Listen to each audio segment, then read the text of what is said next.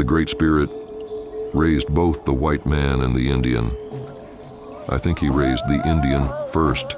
He raised me in this land. It belongs to me. The white man was raised over the great waters, and his land is over there. John Red Cloud. The Fetterman Fight. 10 years before Little Bighorn, the Fetterman Fight, also known as the Battle of the 100 Slain or the Fetterman Massacre, was a significant event in the Indian Wars of the American West.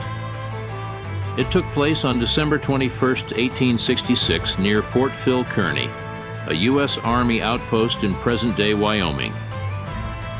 The fight was a crucial part of what is known as Red Cloud's War, a series of conflicts between the U.S. Army and a coalition of Native American tribes, including the Lakota Sioux, Cheyenne, and Arapaho. The war was named after Red Cloud, a prominent Oglala Lakota leader who played a significant role in the events.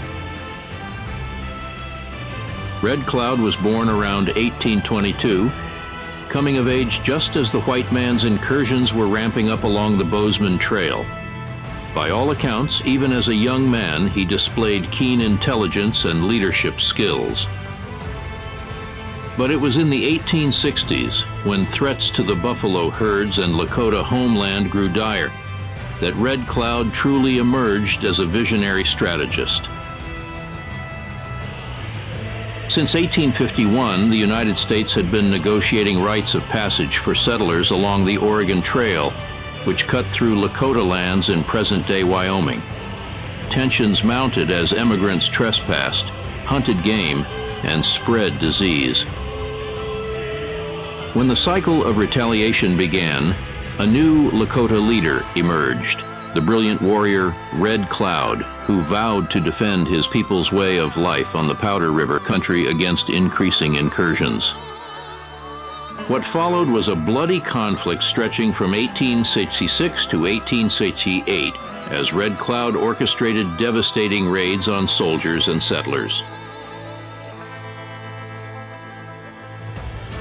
The battle occurred when a U.S. military detachment, led by Captain William J. Fetterman, pursued a small Native American war party that had been taunting them near the fort.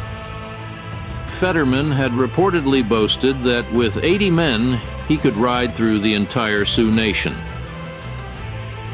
He and his command, totaling 81 men, followed the decoy party over Lodge Trail Ridge, where they were ambushed by a significantly larger force of Native American warriors. Fetterman and his command were drawn out of the fort by a decoy party of Lakota warriors. They gave chase, already a recurring theme by then, I'm sure, and they hurried over Lodge Trail Ridge, and there they walked straight into an ambush.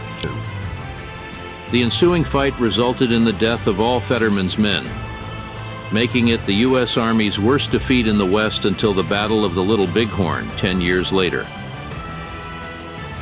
But both sides expected nothing less than more violence. During the summer of '67, life was one continual round of fighting. We lost a great many men, but damaged the Sioux much more than during the previous year. The soldiers had better guns and were far better Indian fighters. They had learned that it was safer to keep their faces to the Indians than, as during the previous year, their backs. When you run from an Indian, you are his meat.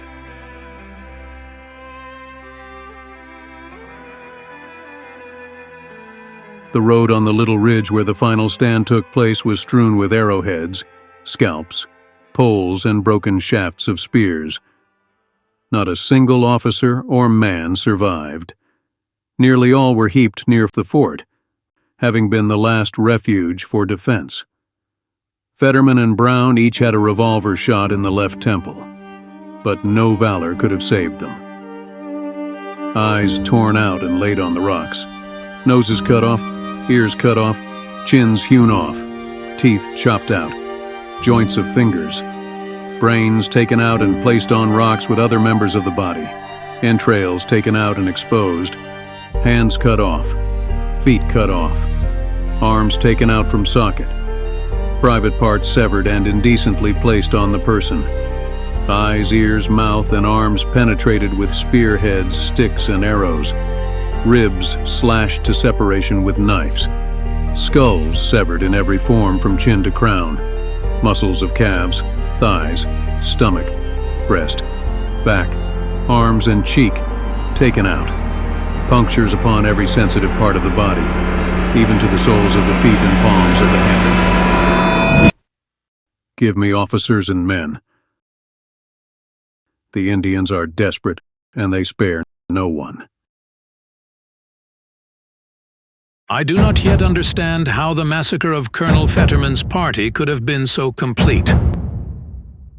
We must act with vindictive earnestness against the Sioux, even to their extermination. Men, women, and children. Nothing less will reach the root of this case. I will have the matter fully investigated. The Indians must be pursued and punished. General Cook asks for a regiment of cavalry and one of infantry. I may have to ask some help from General Grant. When the white man comes in my country, he leaves a trail of blood behind him. I have 2 mountains in that country, the Black Hills and the Big Horn Mountain. When Red Cloud died at age 87, the Smithsonian tried unsuccessfully to procure his remains from his tribe to put on display as an artifact of the Indian Wars era.